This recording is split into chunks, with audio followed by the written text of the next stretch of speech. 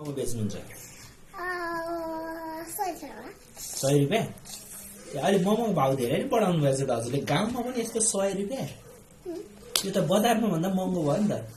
बजारमा भन्दा महँगो हो ए महँगै हो ए के हजुरको यो अर्गानिक भएर होला है अर्गानिक मोमो बनाउनु ए हजुर कुनै खालको पिठो हो ए त्यही भएर अलिक महँगो परेको ए ए ए ल ल यो उड्ने खालको पिठो कहाँबाट ल्याउनुहुन्छ यो नेपालमा त पाउँदैन होला यो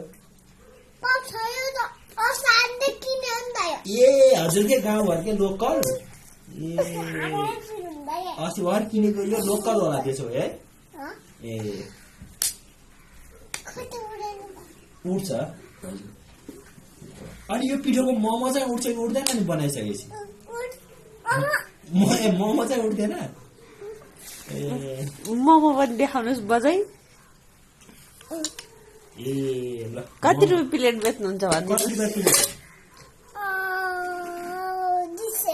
200 के को मोमो हो र यो 200 के को मोमो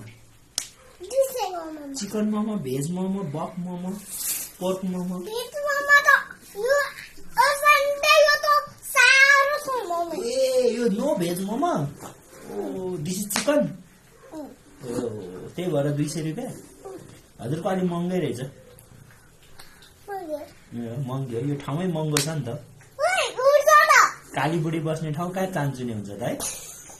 हो कि उड्ने खालको साह्रै उड्छ नि त